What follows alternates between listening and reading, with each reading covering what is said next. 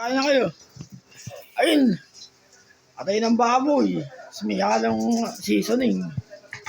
Utangin ko si Mikey. Oo, nagmumura ka. Bayaan mo na. Oo. Eh, Jesus. Kain. Huwag kayong makati sa ulam. Masarap ba yan bagong saing? Ba't yung dalawa kumakain? Hindi ka ko naman ng asin eh. May asin pa. Bagong saing naman eh. Kaya mo ba? Hindi Si Goldie. Sinabi na, mamaya. Hindi ko kumakain. Kalapati kumakain. Hindi ka ko kanina.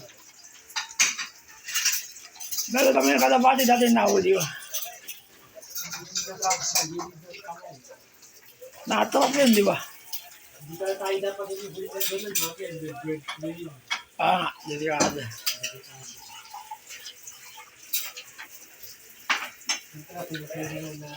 Di, wag. Oy, isa ka na yung plato mo. Yung plato mo. Usog mo. Oh, ba't hindi ka kumakain?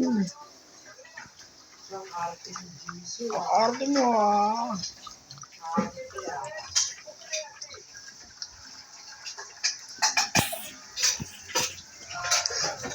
Kain.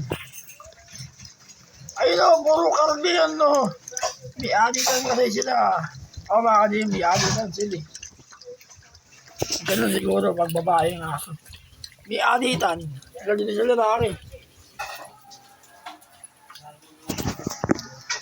Kain, nabusin nyo. Bagong saing yan o. May seasoning pang asin.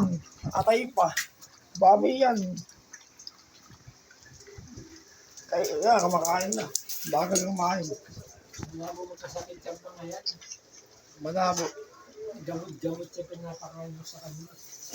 Oh, yung sabi ko ni Mami. Hindi ko na siya pala. Kain kayo. Hindi sila nagkasawa sa akin. Hindi, ano yun eh. Aray na baboy yun eh. Hindi effective yun. May seasoning naman eh. Okay naman na. Baka mag-agawan pa kayo.